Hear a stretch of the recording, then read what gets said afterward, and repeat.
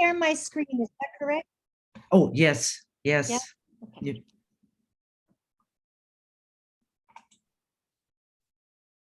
Okay, so I'm making you a co-host if you're having any trouble. Okay, super. Thank you. Great. Are we I'll set? wait to share it until we start. Okay. Introductions. All right. Okay, great. Very good. Thank you. Good afternoon, everyone. We are delighted to welcome Dr. Elisa von Joeden-Forgey to our lecture series. Elisa is an endowed chair in Holocaust and Genocide Studies at Keene State College, an institution very well known to many of us. Before this, she was the Dr. Marcia Radikoff Grossman Professor of Holocaust and Genocide Studies at Stockton University, and the founder of the Genocide Prevention Certificate Program there.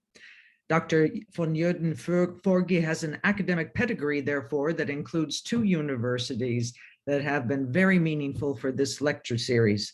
From Stockton University, we have had many speakers, particularly well known to many of us is Dr. Carol Rittner. And of course, Keene College is famous for providing Dr. Jim Waller, and also more recently, Dr. Ashley Green. And you'll be hearing from both of them later in the semester as well. So again, Keene and Stockton are foremost on our list of distinguished universities. Professor von Joeden-Forgey earned her PhD in history at the University of Pennsylvania and a BA in African Studies and History from Columbia University.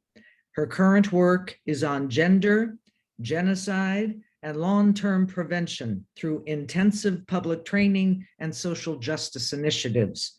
She strongly believes that genocide can be prevented, but that we must work at the grassroots level as well as the public policy level.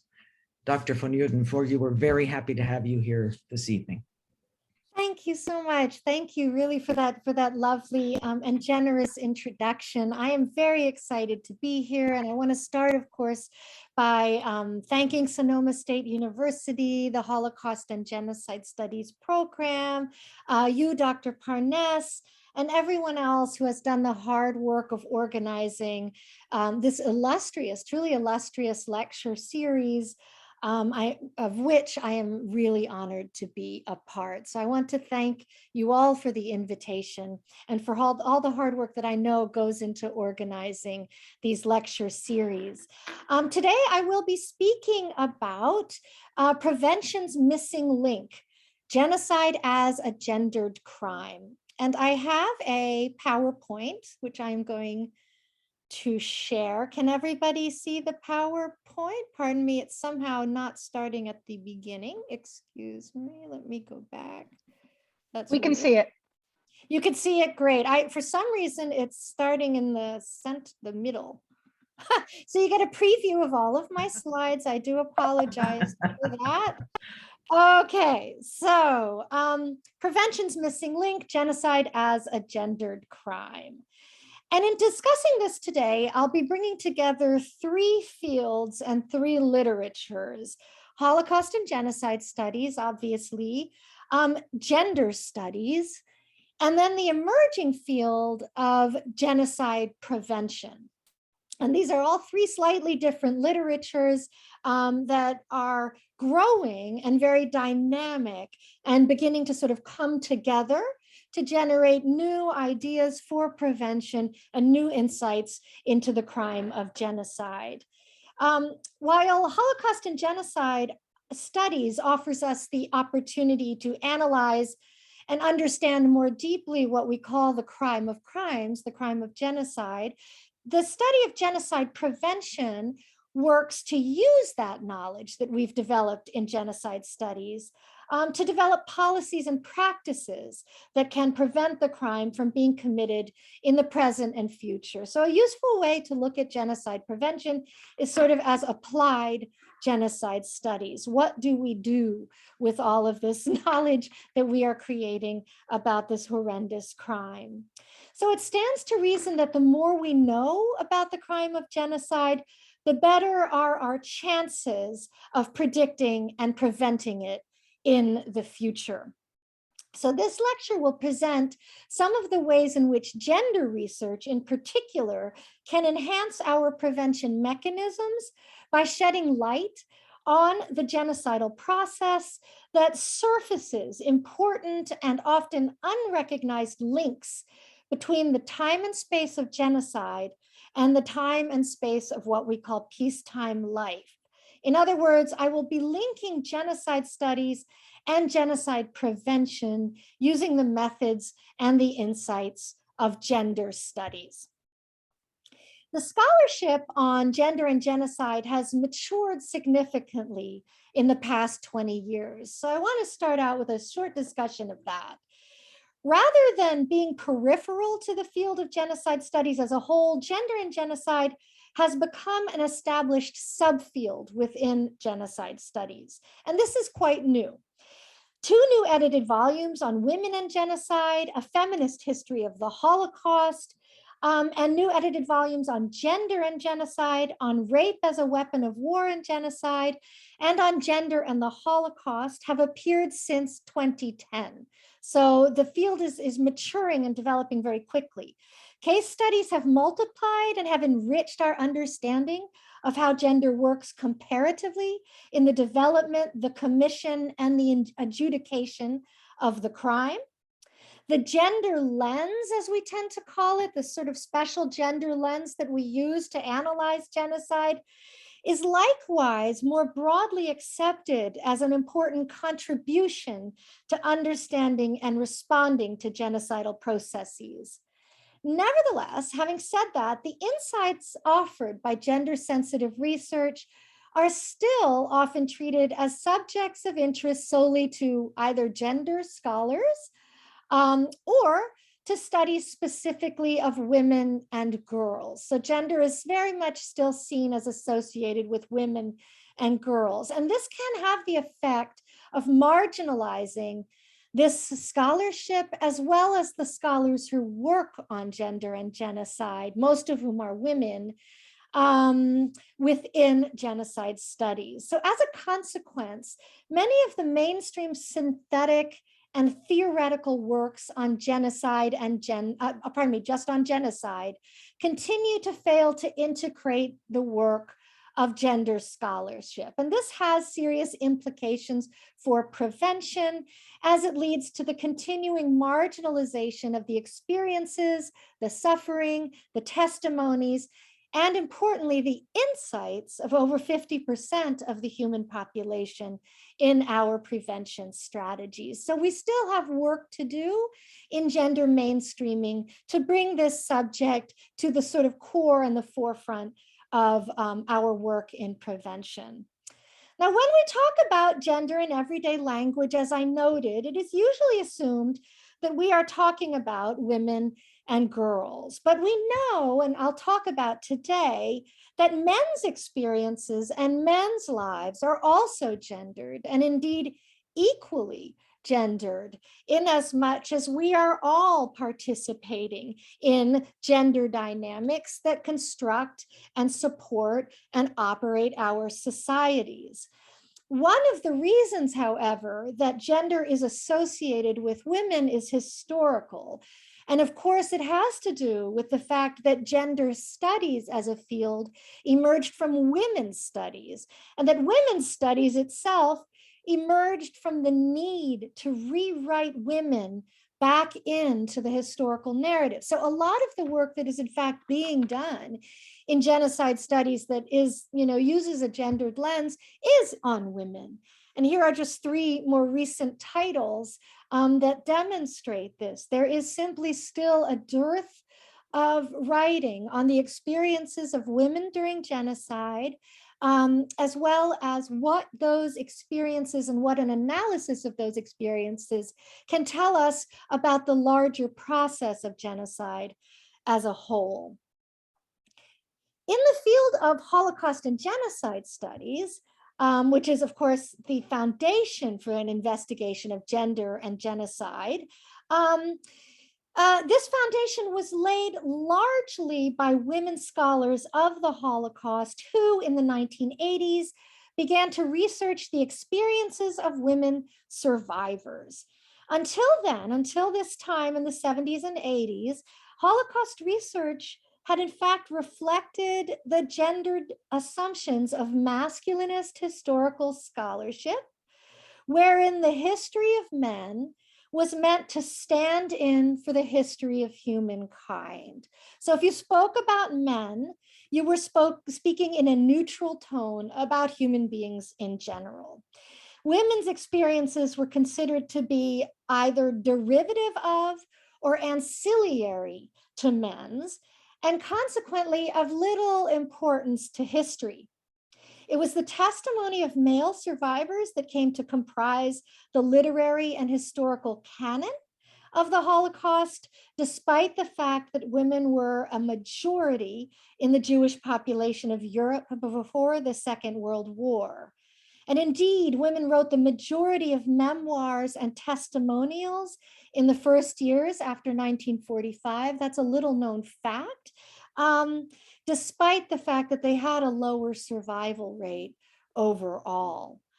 So what is interesting? Well, there are many interesting things about this history. And one of the things that I find most interesting about this initial absence of women from the canonical narratives and understandings of the Holocaust is that Jewish scholars during the Holocaust were very aware of the importance of women's experiences to the story of the Holocaust and sought to document those experiences. And here I'm referring to, on the list that I've provided you of important scholars, a sample of important scholars who have written about women and the Holocaust. So if I've left anybody out, that's not intentional. These are just some of the trailblazers in this field. The first name, Emanuel Ringelblum, is the name of, many of you will know, a famous Polish Jewish historian who was incarcerated in the Warsaw Ghetto, and a leader then of the famous Oneg Shabbat movement to record the history of Jews and Judaism in Poland, as well as their sufferings and experiences during the Holocaust. So as he sought to document Jewish life for posterity, a movement in the ghetto that involved hundreds of people collecting documentation and material culture, he made sure to request that women's experiences be included and documented. So for him, the experiences of Jewish women during the Holocaust at all stages, including at the time of ghettoization, were incredibly important.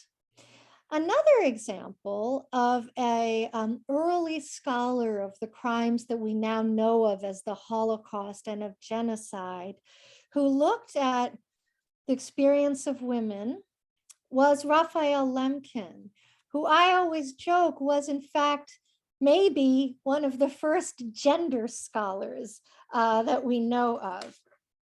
Raphael Lemkin, as many of you already know, is who we call sort of the father of the Genocide Convention. And this is because not only did he coin the term genocide in his his famous book published during World War II, Axis Rule in Occupied Europe, which was a study of Nazi laws of occupation, but he also spent most of his life, even before the Holocaust, seeking to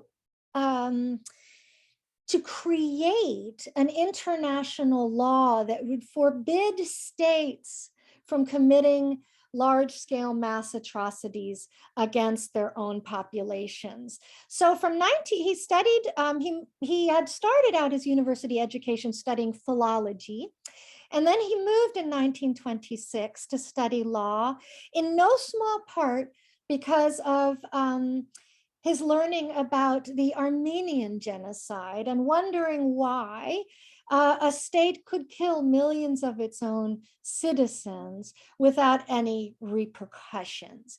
And this drove his interest in determining a name and creating a law against this kind of crime. Now, he eventually came up with the term genocide, but he had used other terms earlier like barbarism and vandalism. And in developing this idea of genocide, even before he had figured out the term, he was looking at a wide variety of historical cases of genocide, including pogroms during his upbringing in Eastern Poland, his reading as a youth about Christian persecution under the Romans, the Armenian genocide of 1915, which lasted into 1923, and then as well, a smaller case, the Simele massacres of Christians in Iraq in 1933. So there were many cases that he was looking at even before the Holocaust. And I always say one of the greatest tragedies in his story really is that 49 members of his family were lost to a crime that he was predicting and fighting against before it even had a name. So this crime that he was fighting against eventually caught up with him. It's a terrible and tragic irony of Lemkin's life.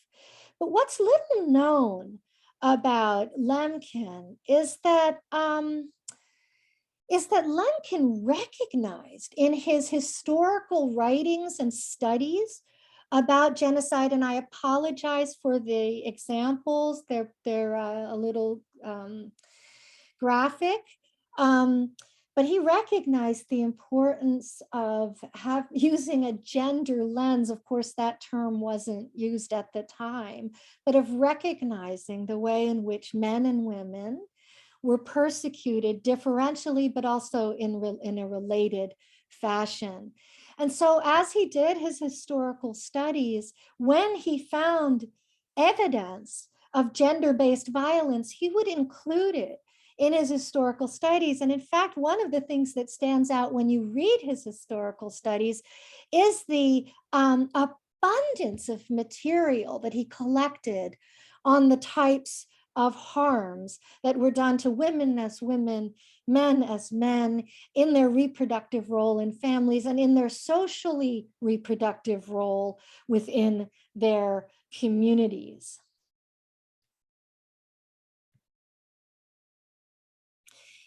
In Axis Rule in Occupied Europe, which he wrote in 1944 when he was a refugee in the United States, and which ended up being very influential to the Nuremberg trials after the war, he identifies gendered forms of oppression as part of his formal definition of genocide. So one of the techniques, for example, that he identifies is something he calls biological genocide. And those are techniques used to undermine the ability of groups to reproduce themselves physically. And he discusses Nazi marriage controls and bans, the criminalization of biological reproduction amongst Jews and other targeted groups, the undernourishment of parents, for example, which he thought could lead to their inability to teach their children their culture, and policies that were calculated to decrease the birth rate in one group, combined with policies aimed at increasing the birth rate in another group. So for example, he has copious lists in this book and collections of what he considers to be genocidal legislation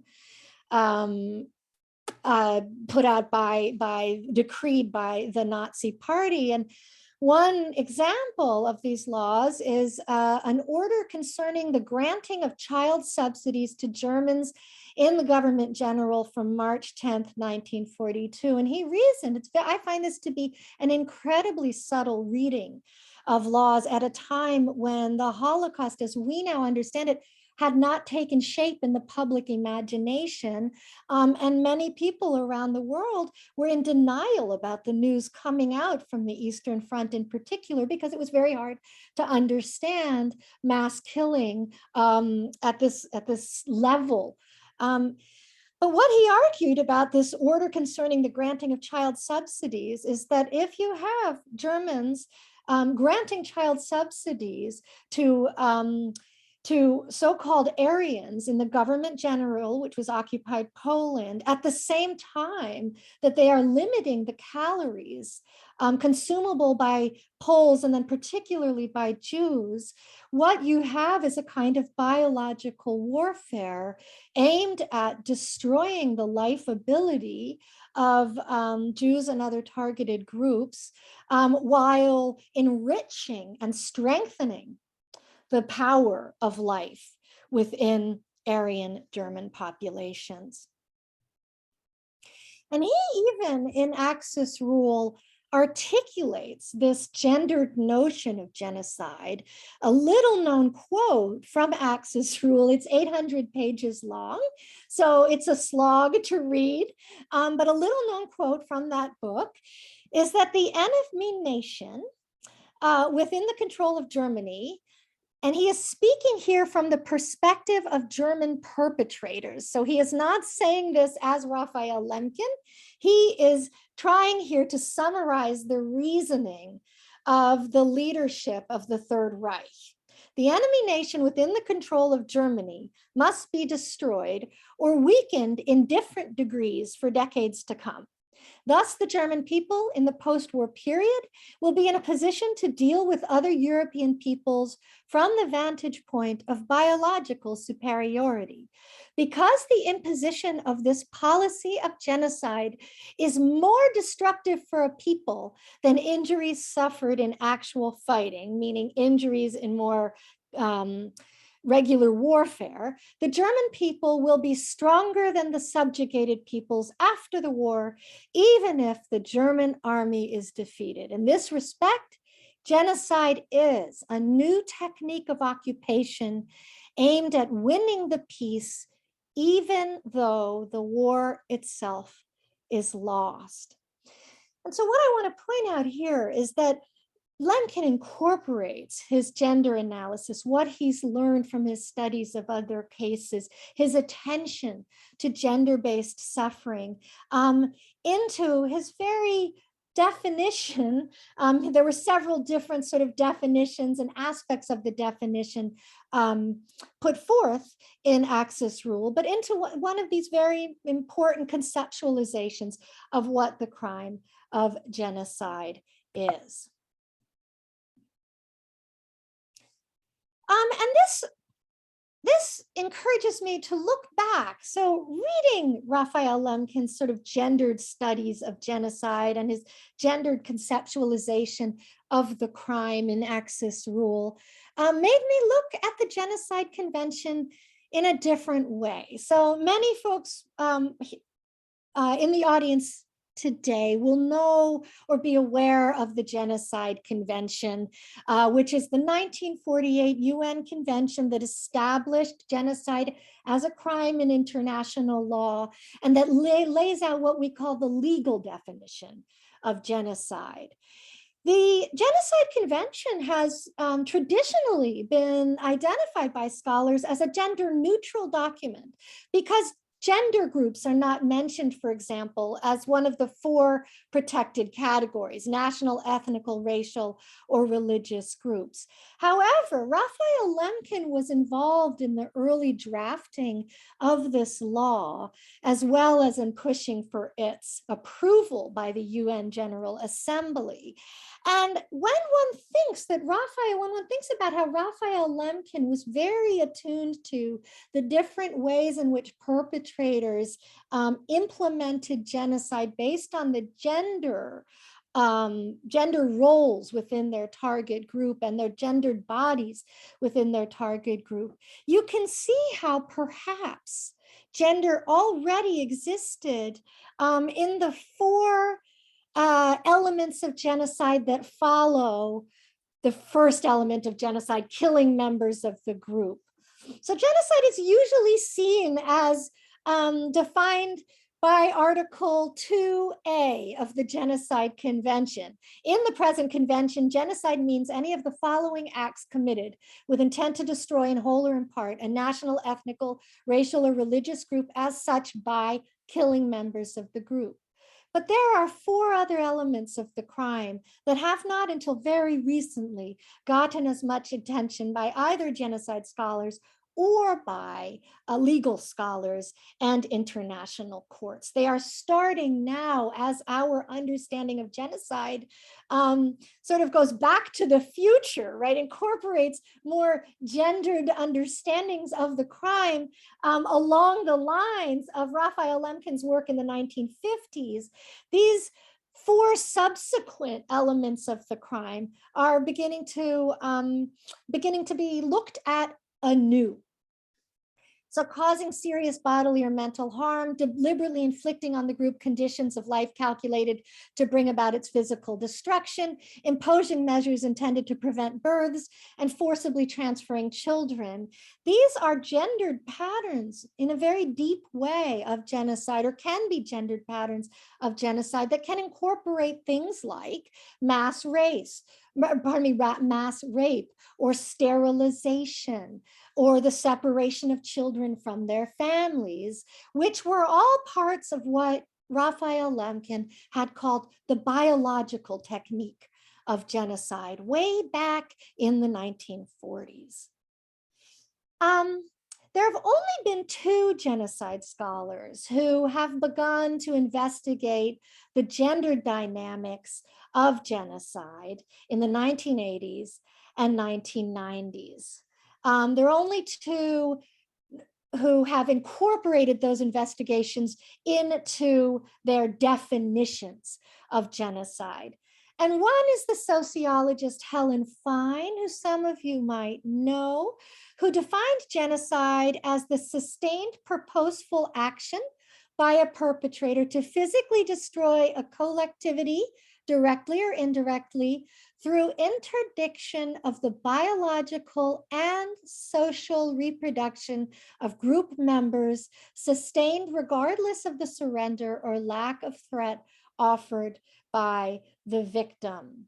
What she's saying there is that genocide is an effort to ensure that a group cannot reproduce itself physically or socially in any way in the future, such that it constitutes a vital, forceful element, right, or agent within human history.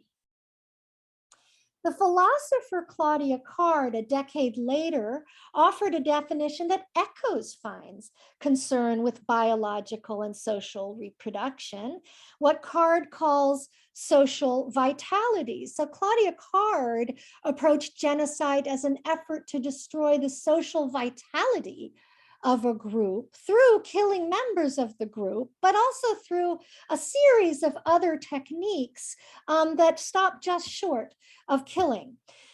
And she calls this social death, a sort of set of policies with the goal of social death. And she calls social death and is something that is utterly central to the evil of genocide, not just when a genocide is primarily cultural, but even when it is homicidal on a massive scale.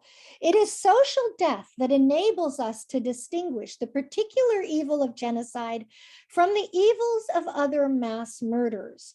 Putting social death at the center takes the focus off individual choice, individual goals, individual careers and body counts, and puts it on relationships that create community and set the context that gives meaning to choices and goals. So that's a very philosophical way to suggest that what genocide is seeking to accomplish is not only the death of members of a group in the present tense, but also their death in the future's tense, even if they continue to exist in their physical bodies. That is their kind of permanent marginalization from agency in the world, from the wider society, their isolation from one another such that they can no longer practice their important cultural rituals and belief systems, and therefore the ruination, right, of all of those relationships that make human life joyful and creative and worthwhile. These two definitions refine Raphael Lemkin's gendered concern with what he called spiritual and biological techniques of genocide, which for him included things, as I mentioned, the malnourishment of parents who are then unable to properly care for their children and bestow on them cultural forms that are important. It is worthwhile asking then, now that I've sort of summarized the history of the intersection of gendered understanding of genocide and the field of genocide studies, to ask, what is gender? Why is it so important to the arguments of my presentation, as well as, I will argue, to the project of genocide prevention? Gender is one of those terms that has maybe as many different definitions as genocide itself. And debates about what gender is can sometimes reach the level of infighting that we get as well in genocide studies. So here I'm going to venture a very brief and simple definition of gender, which is a set of cultural practices and beliefs that organize relations of power. And this is a definition that's influenced by anyone who wants to sort of read one of the seminal texts in gender studies, at least for historians, amongst historians. This is a definition influenced by Joan Wallach Scott's trailblazing 1988 book entitled Gender and the Politics of History.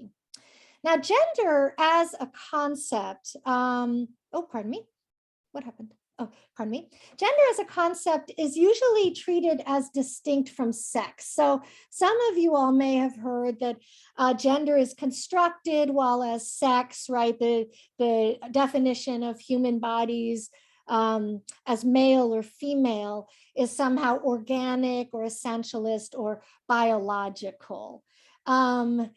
But recent studies, and I just want to point this out here so we understand how fluid all of this is, recent studies of sexual development of the human person in utero have in fact called into question the neat separation between constructed gender on the one hand and immutable sex on the other, as well as, and it's also called into question, the capacity of our existing language to capture the full spectrum of sexual and gender identity. So there's some research, for example, that in utero, the human body undergoes 5 separate stages of sexual development, and they don't often or always line up along these simple binary lines of male and female. So all of us in this sense are a differentiated body, right? That can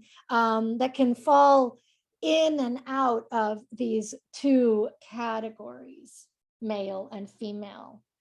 Such research has challenged not only what we've called the gender binary, which at this point is little more than an ideology of gender, but also the assumption that there is something inherently female and male within the human body.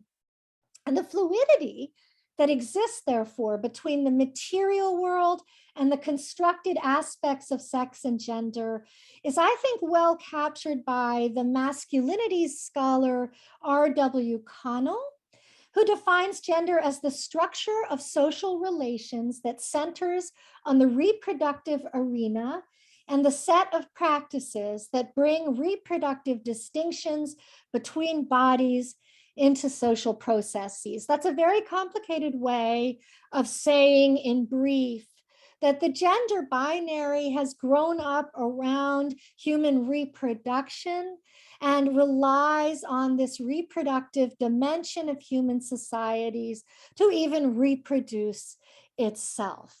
And so in the sort of normative construct now, women are those people who bring babies into the world, and men are those who do not. This is what R.W. Connell is saying. And this is going to become, and this has implications for how we understand genocide, how it's probably going to be perpetrated in the future, and how we prevent it.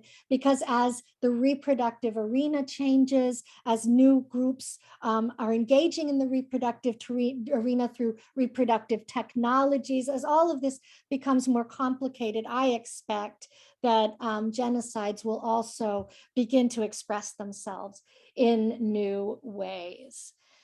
The engine for this dominant form of sex and gender differentiation, at least for Connell, are the heterosexual cisgender social relations of reproduction against which gender and sexuality are measured.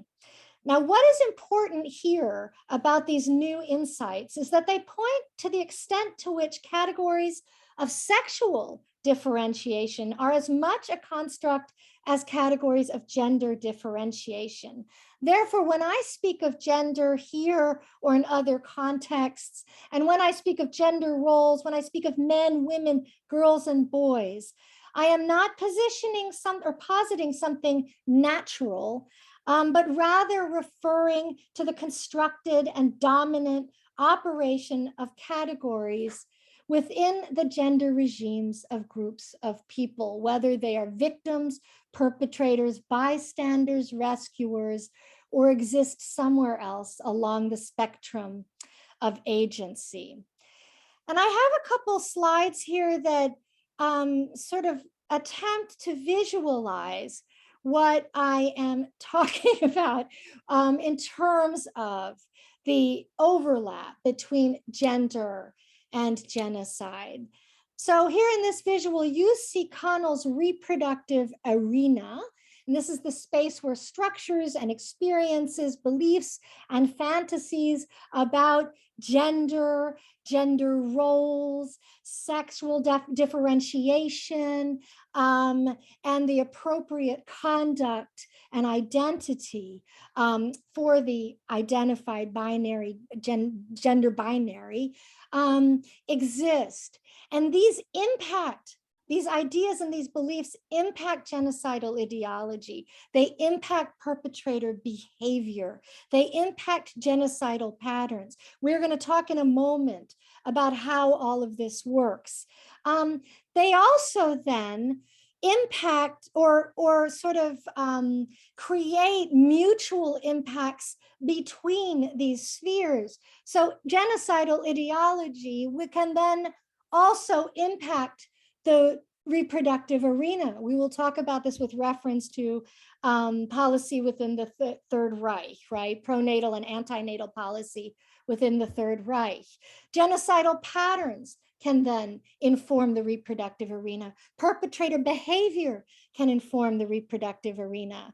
And then they can also all impact one another. So there's a relationship, of course, between genocidal ideology and perpetrator behavior, between genocidal patterns and genocidal ideology. And so I want us to see these as dynamic fields that are overlapping and interpenetrating during a process of genocide, making it extremely complex. And then, as we'll talk about, also extremely, extremely debilitating, destructive, and cruel, and accounts for some of the reasons I believe that many human beings refer to genocide as the crime of crimes. When we look at genocide as a gendered phenomena, we have to remember that gender is different, it's shifting at all times. So gender intersects with society in different ways and is always a kind of contested field. So you have gender in peacetime society, you have gendered responses within victim communities, and you have gendered patterns in the perpetrator world, all of which overlap during a period of genocide and inform the consequences of genocide. So beliefs about gender roles in peacetime can inform the gendered responses in victim communities and can also inform the gendered patterns in the perpetrator world, and particularly gendered patterns of implementation of genocidal policies, such that either men or women are killed in higher numbers. So we're going to talk about how that works in a moment. So I would like to propose that given all of this research and the way in which the scholars I have discussed look at gender as part of a reproductive arena and a reproductive process, that we can also look at genocide, and it is useful, it's instructive to look at genocide as a form of reproductive violence.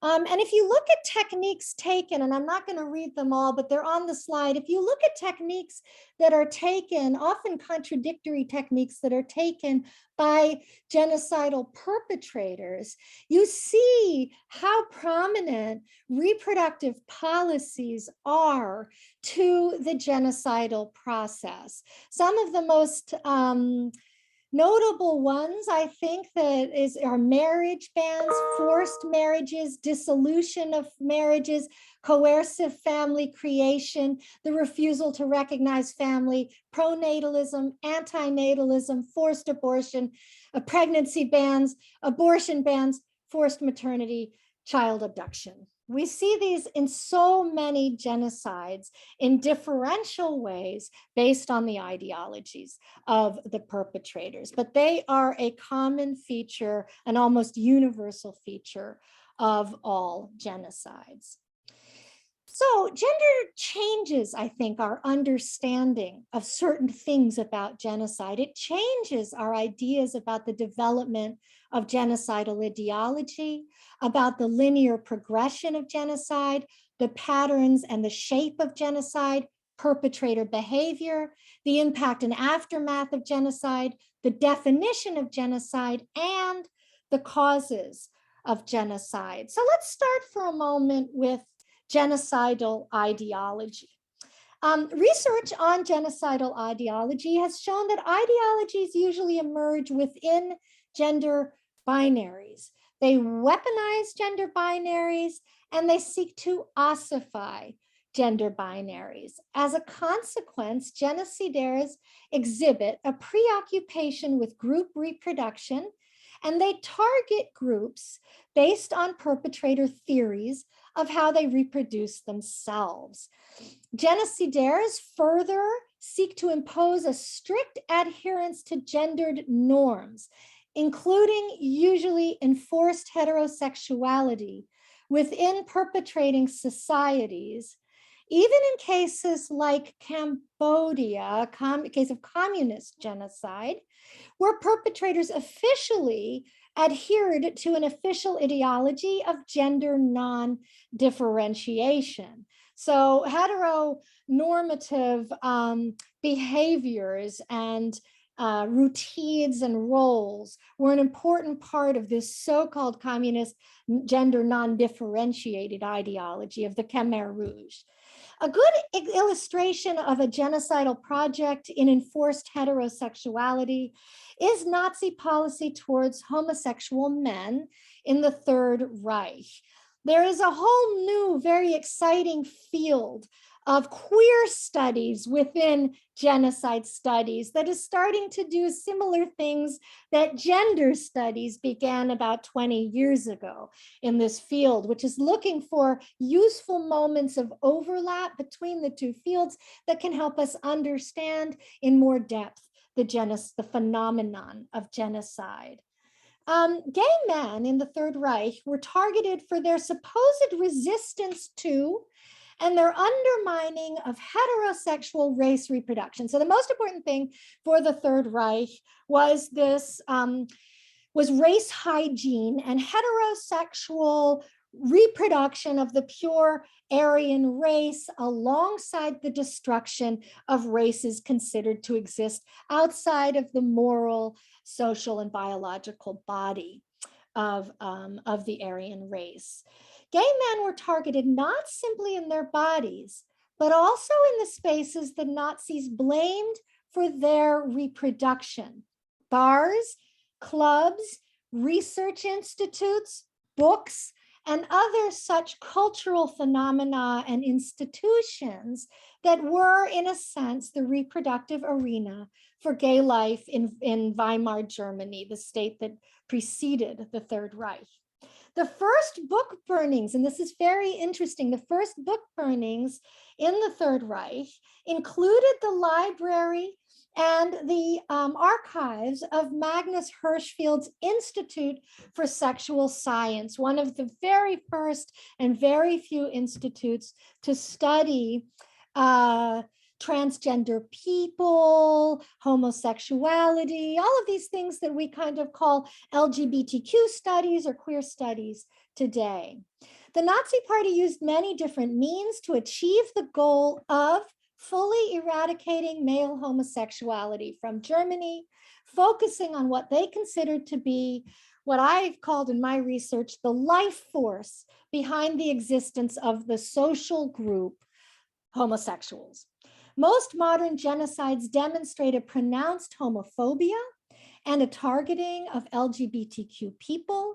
In fact, extreme homophobia can be seen as an early warning of genocidal ideology, not just against LGBTQ people, but the growth of genocidal thinking against other potential target groups as well. Now, in terms of a linear progression of genocide, it is clear from the existing research so far that gender directly influenced, for example, people's experience of Nazi persecution at various moments within the overall patterns of genocidal destruction. So, for example, gender norms shaped how Jews in Germany and elsewhere responded to the Nazi threat. Gender also shaped the specific nature of people's vulnerability, which were in significant respects different for Jewish men and Jewish women. One of the reasons that Jewish men, for example, often left Germany first, went overseas and then sought to get travel documents for their families, is that Jewish men were believed to be most threatened by Nazi domination based on previous historical patterns of German domination, for example, in Eastern Europe. Furthermore, Jewish men as breadwinners were seen to be the people most suited to travel overseas and get documents. And so in many families, it was the men who left first, and then many tragically were unable to get their families out of Nazi-occupied Europe. So that's an example of how gender was influencing the planning within families in Nazi-occupied Europe. Sexualized violence was very, very commonplace at every step of the process of destruction, and it targeted women, Jewish women, more often than Jewish men and boys. So Jewish women and girls more often than Jewish men and boys. This is true from Gestapo prisons and Kristallnacht, to the Nazi process of expansion across Europe, to roundups, to shooting actions, to deportations in the concentration camps and at the initial stages of arrival in death camps, during death marches, in hiding, and from Allied soldiers after the war. The historian Nechama Tek also has found cases of Jewish women partisans who were sexually exploited and also raped by other partisans.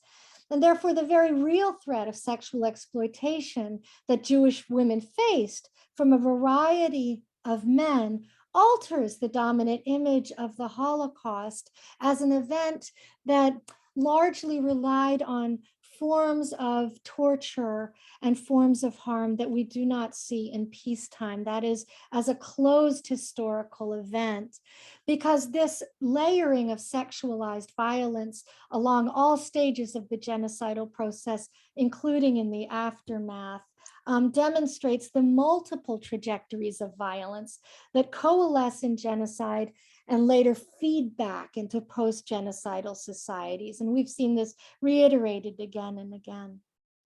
Apart from defining key difference in the way that men and women experienced persecution, feminist study, particularly feminist study of the Holocaust, has shown that both the ideology and the practice of National Socialism was an expression of misogyny as well as racism. And that can explain some of these patterns that the Nazis used against their target populations.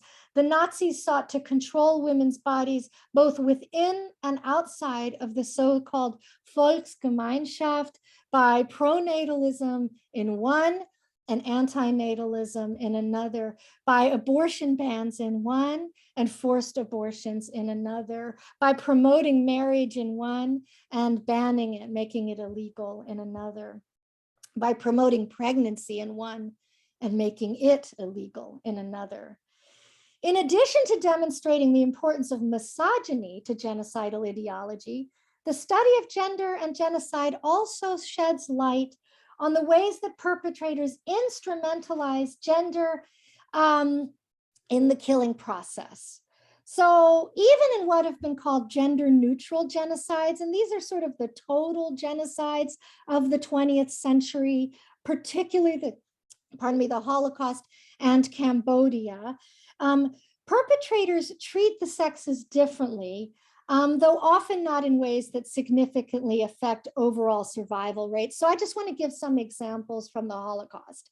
In a careful study of gender in the Holocaust in Veszprém, Hungary, Tim Cole has shown that while Jewish men aged 18 to 48 were much more likely to die as forced laborers before deportations to the death camps began, by 1944, many of these very same young men were able to avoid deportations and almost certain death in death camps, precisely because of their continued need for their labor power. According to Raoul Hilberg, men in general died much more quickly than women in the early phases of the Nazi occupation of Eastern Europe. They died at much higher rates in the ghettos, in part because of the hard labor they were forced to do.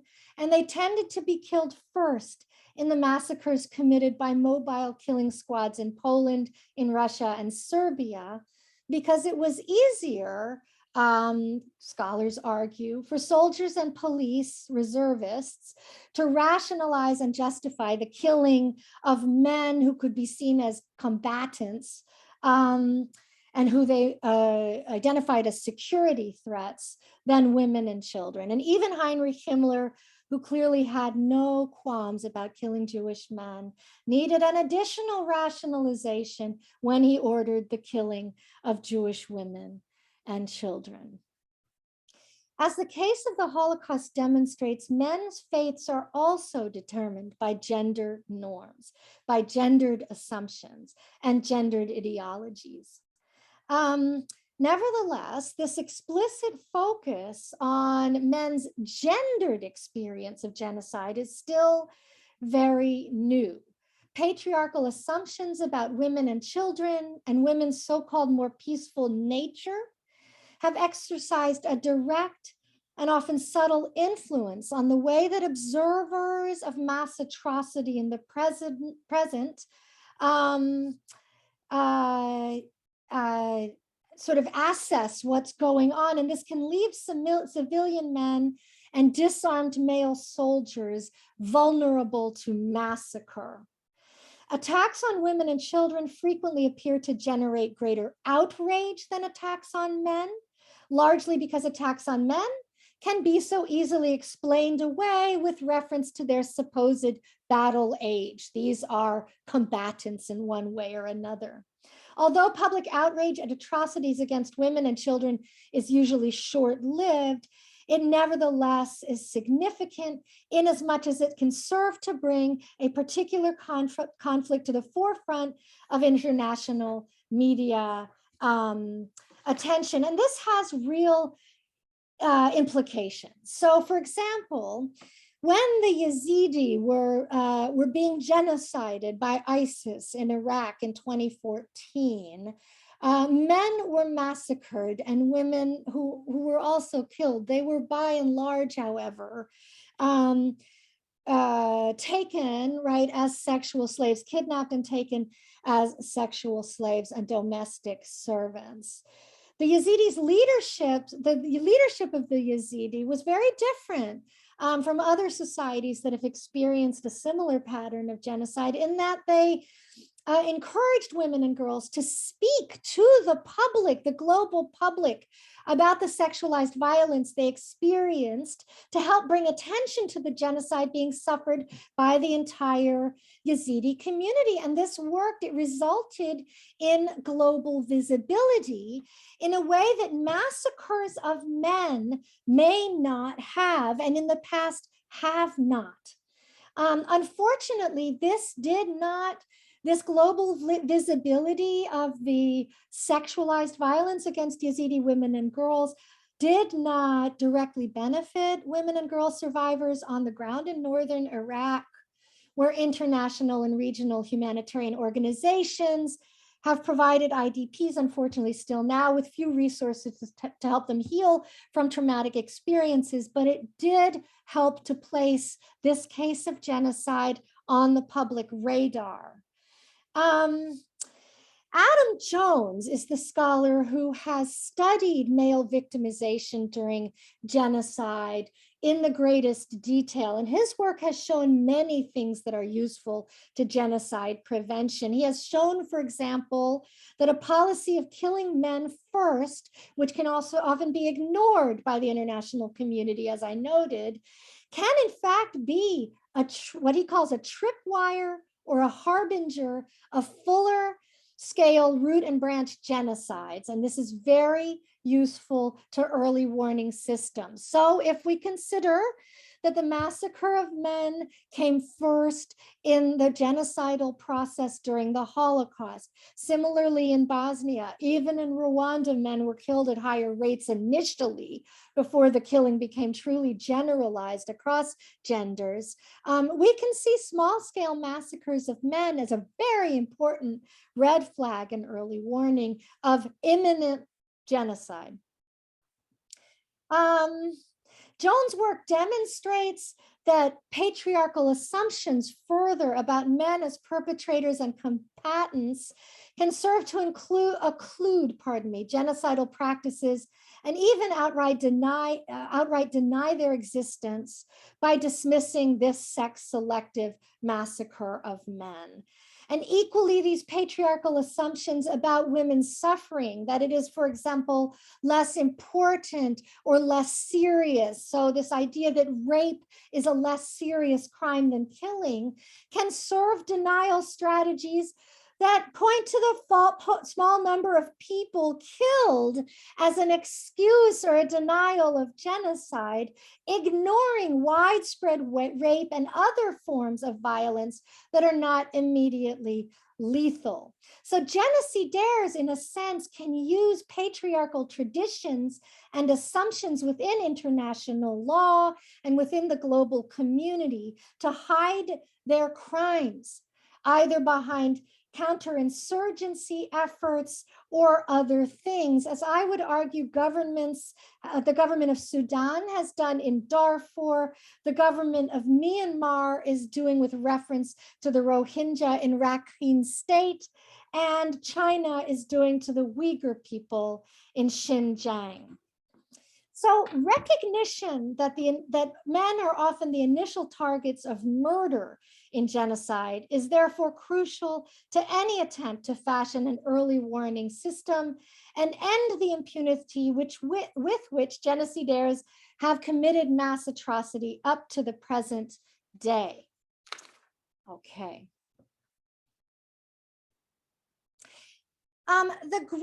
So another angle on this, the growing literature on femicide, especially in Latin America, raises many of the same questions that this study of the victimization of men has raised. Now, femicide is a concept first developed by the sociologist Diana Russell, pictured at top in the 1970s, by which she meant the killing of females by males because they are female. So it's sort of the gender equivalent to genocide, right? And in this case, it's the killing of females rather than other groups. And although Russell never really conceptualized femicide in and of itself as a form of genocide, when this term entered the Spanish language scholarship, usually through the works of Marcela Lagarde y de los Rios, who's pictured at the bottom, it was translated, in fact, as feminicide, feminicidio, specifically to emphasize what she considers the genocidal aspects of the phenomenon.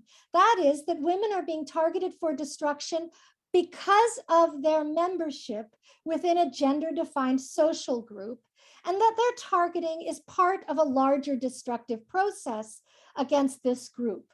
The term feminicidio widens the scope of the crime as well as the number of its perpetrators, in fact, calling attention to the structural and systemic dynamics that create a society in which the destruction of women and girls, and then thus the feminine identity as such, is naturalized and accepted. So feminicide can create societies in which this ongoing hostility and destruction towards this group is an accepted and respectable way of social comportment. In this way, feminicide resembles arguments about structural and systemic genocide and genocidal societies that is coming out of the literature on settler colonialism. Diana, did you have a question? I saw your hand up. No? I don't see anyone, the hand up. Okay, no, I'm sorry. Thought I saw your hand up. No. Sorry. Yeah, because you're No. right here on my screen. Okay, great. So Latin American scholars, especially those working on the case of Guatemala, which is a fairly a genocide that's pretty much recognized as a genocide by most genocide scholars, during a period in the 1980s known as La Violencia. These scholars have theorized genocide within more enduring historical processes of violence against women. So they've seen La Violencia, which target, of course, both women and men, boys and girls, as part of this wider historical progression of feminicidio, to demonstrate that periods before and after mass killing events are rife with accepted forms of violence against women, including very high levels of murder that share important technologies of domination with the genocidal process. So the idea is that when a society is engaging in feminicidio, it's learning important techniques, developing important denial strategies, and developing important ideological systems that can then be used to destroy other groups of people. The overlap between processes of feminicide and genocide raises the possibility that examinations of peacetime gender dynamics can offer important insights into the development of genocidal ideology, genocidal concepts, genocidal institutions, and eventually also large-scale genocidal processes that far exceed gender-based violence in peacetime. So I want to look quickly at a crime that we see both in peacetime and in genocide. It's one of the very few violent crimes that are shared across peacetime and genocide life. And that is the crime of rape. In and of itself, the crime of rape has in fact itself been defined as a kind of genocide. Anne Cahill, a philosopher, has called rape a sexually specific act that it destroys the intersubjective embodied agency and therefore personhood of woman, sharing with genocide then the intentional destruction of identity. So rape in this context is in a sense defined as genocide against an individual woman because she is part of this larger category of woman. In the book Sex and World Peace, Valerie Hudson and her co-editors demonstrate statistically that there is in fact a direct relationship between levels of gender equity in nations and gender inequity and violence in nations and their vulnerability to internal and interstate conflict. So in their very, very statistical international relations number crunching book, which I highly recommend, states that tolerate greater levels of gender inequality have a greater propensity to both domestic conflict and international war. The authors argue that given the primacy of gender as a sign of difference in basic units of social organization, like the family, inequalities between genders, and especially violence against one gender by another, and in its most normative form, this is violence against women by men, can feed directly into the way that people approach difference later in life, all difference, not just gender difference. Applying this insight to the precursors to genocide, high levels of annihilative violence against women, such as feminicidio, clearly could set the stage for annihilative projects against other marginalized groups later down the road.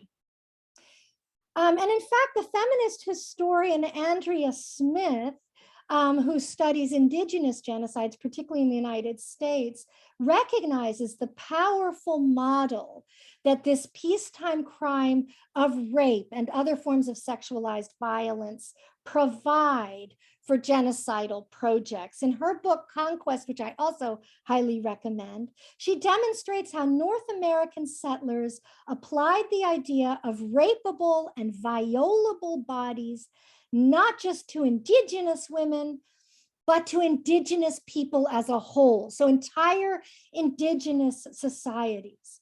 As a consequence, levels of gender-based violence against women and their family members were and continue to be very high in the US and Canada, as well as in Central and South America. In this respect, today's discriminatory policies of child removal on Native American reservations, the disappearance and murder of Native women, and the ongoing efforts by federal authorities in the US and Canada to undermine Native sovereignty. And these are all policies, I should say, that attack the integrity of both the individual and the corporate body, can be seen as a continuation of systemic genocidal dynamics against violable bodies within US and Canadian settler colonialism.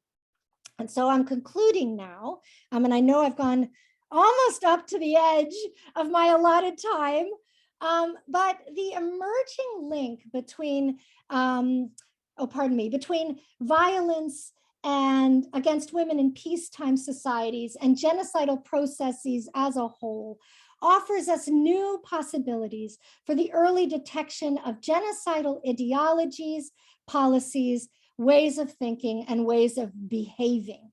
A similar link potentially exists, as I noted earlier, between violence against LGBTQ people and the emergence of genocidal social forms. For the most part, scholars and policymakers have been concerned with the impact of long-term ethnic, religious, and national cleavages on a society's vulnerability to conflict, as these social categories so often determine who the targets of genocide end up being. But gender-based violence then in this schema, if seen at all, has been understood as a symptom of conflict, whether that conflict is genocidal or not. But I would like to submit that all of the research that's been done over the last 40 and especially the last 20 years suggests that gender-based violence may also be an important precursor to genocide, a petri dish of genocidal ideology, and a driver of genocidal atrocity. So I won't read all of these lessons I think we learn from a study of gender and genocide. But one of the most important things I want to point out is the last point, that studying gender and genocide can help us raise questions about how we live our everyday lives, right? And the kinds of micropolitics in our everyday lives that can be in a sort of hidden and subtle fashion contributing to genocide, genocidal formations down the road. Considering the experiences of men and women, male identified people and female identified people, and queer and straight people simultaneously can help us see genocide as a process that combines many different means of reproductive, social, and biological destruction in order to permanently undermine the future of the group. Although direct killing can be a central part of the genocidal process, it is not at all the whole story. Just studying genocide, gender in genocide can help identify frequently overlooked long-term causes of genocide, as well as patterns of genocide and enduring consequences of genocide faced by societies as they seek to rebuild in the wake of genocide. In other words, genocide, I put forth, is central, gender is central to understanding the crime of genocide and should therefore also be central to the study of it. Thank you very much for your attentiveness, and thank you again for inviting me to this lecture. Elisa, thank you so much. That was so rich with information and truly thought-provoking analysis that I just feel like I have to sit back and think about all of what you've given us. It really a masterful discussion of gender and genocide. I truly appreciate your coming. We also have a request from our Alliance for the Study of the Holocaust, asking if you would be willing to join them for a few minutes after our question and answer. Sure. What a Wonderful. lovely request. I would love to. Right. That's an honor. Thank you. All right. I think you may have missed their email, so perhaps they could send you another notice giving you the link to that question and answer. So before that, we have a few questions here. One of our students asks, is there any gendered analysis of rape of men by men? Is this still considered gender-based violence? Yes. Yes and yes. There is, if you go to Adam Jones's work, he references, for example, Adam Jones has written a book called Genocide, a Comprehensive Introduction, which is in its 3rd edition now. And he has a chapter there on gender and genocide, where he references much of the most recent scholarship. Yeah, Cynthia has the book right there. Much of the recent scholarship on vulnerabilities of men to sexualized violence. And in fact, there isn't a whole lot of research on this for obvious reasons, right? What are some of the problems that we have in sort of developing statistical analyses of rape against women?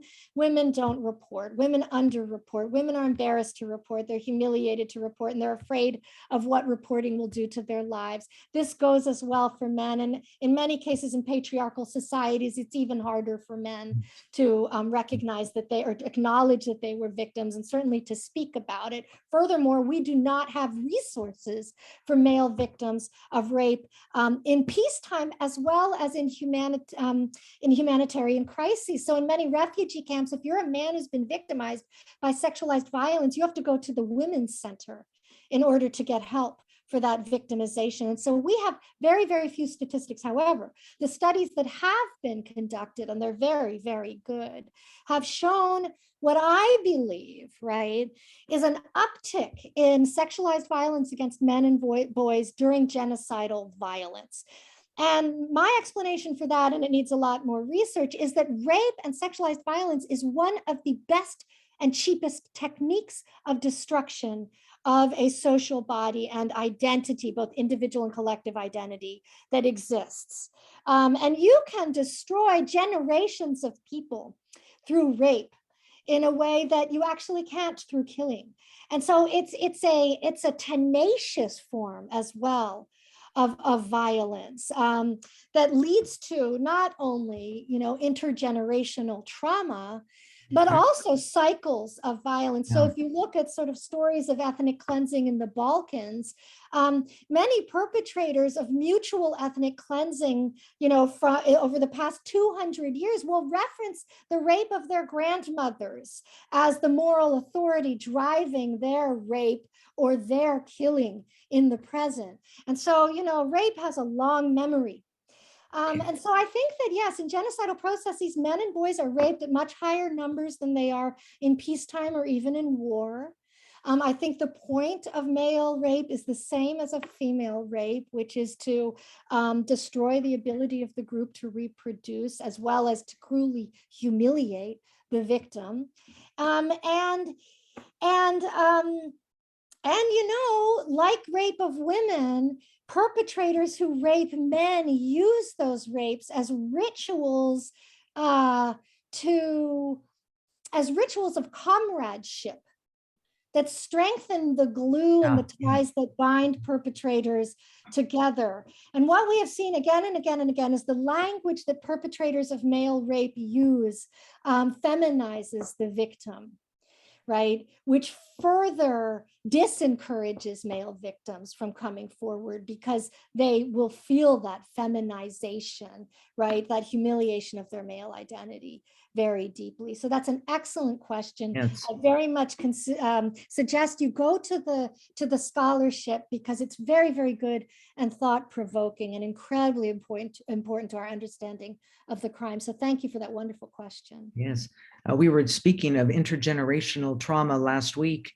And of course, rape leaves children without their own identity because they don't belong to either group, correct? Exactly. In the society. So as you say, it's one of the most violent forms. Completely. Another question, would Lemkin consider what the US did to the indigenous people in his definition of genocide, considering that the US forced sterilization upon indigenous women? Yes, he would. And in fact, Lemkin we don't know, we have a lot of notes of Lemkin's research on different genocides. He was writing a book at the time that he died at age 59, so far too young. Yeah. And he was writing a sort of global history, world history of genocide at the time, which unfortunately we only have notes for. Right. So none of the chapters were really fully developed, and he never had a chance to fully develop his theory of genocide and a theory of causation. But in his notes, he studied settler genocides. He studied indigenous cases, including North American. So yes, he would. It's very interesting to go back and look at all of the cases. He studied Mongols.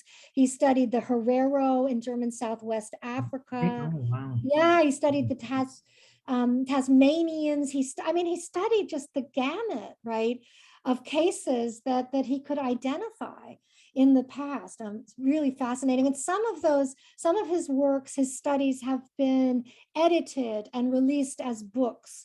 So if you look on Amazon or in your library for Raphael Lemkin, you can, for example, see his dossier on the Armenian genocide, as well as something called the Collective Writings of Raphael Lemkin that includes many of his case studies. Fascinating. Yeah.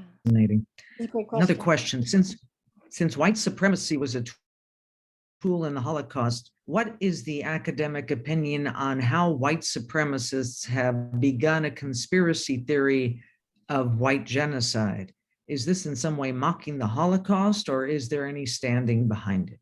That's such a great question. And it's also really, really important to ask. Here's what I think is going on with white genocide. I think there's no standing behind it, right? That's a discussion we can have as to why. But that's not a political stance I'm taking. I actually just don't believe there is any reasonable argument to be made that white people in the United States or elsewhere are being subjected to genocidal techniques. If we look at, for example, the techniques I outlined or that are identified by Lemkin or other genocide scholars, you just don't see them. But what I do think that is going on with white genocide is so we can draw on the literature of prevention here to help us understand what's going on. In the literature on prevention, one thing that we know pretty well that's been supported by statistical analysis is that one of the most dangerous groups in any society, when you're looking at a society in terms of its vulnerability to genocide, is what we call threatened elites. These are people who either have elite status or feel they should have elite status. And because of political reasons, economic reasons, social forces, social movements, civil wars, coup attempts, right? You name it. For whatever reason, they feel that their position of elite status is being threatened. This group will often lash out with genocide against the groups they think are threatening their power. Because in their mind, so if you think about white supremacy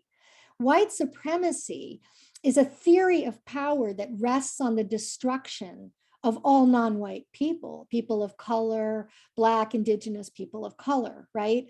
And it's quite zero-sum. White people have power and others do not. So when elites feel threatened within a white supremacist logic, they feel that threat also as a zero-sum threat. So any gains from these groups that they're excluding, in gains in terms of political rights, economic rights, or civil rights, are understood as losses for them, even if there's no relationship between gains and losses. Genocidaires really see this as zero-sum. If their target group gains, they lose. So you must make sure your target group loses again so that you can gain. And genocide can be seen as a performance of that. How else do you explain the humiliation and cruelty of genocidal rituals of torture, right? And destruction and killing without them being sort of a performance of power that is zero-sum. So what I think, and we know from a lot of genocidaires, Adolf Hitler, Slobodan Milosevic are two very good examples, Hutu power in Rwanda as well.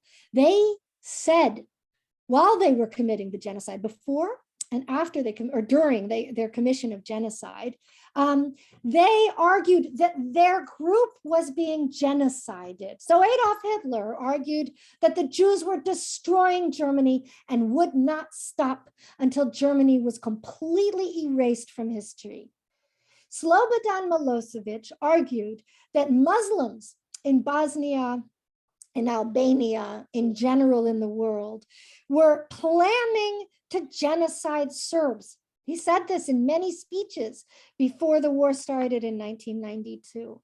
Hutu power accused the Tutsi of planning and enacting, right, a genocide against the Hutus that would result in large-scale massacres and then the permanent enslavement of whatever rump group was left after these large massacres. So not only are threatened elites really dangerous, they will often telegraph their own genocidal aims by claiming to be today's or tomorrow's victims of genocide. So that's kind of a complicated dynamic and logic that's happening here. But I think claims of white genocide should be red flags that the people making those claims have or are developing genocidal ideology themselves.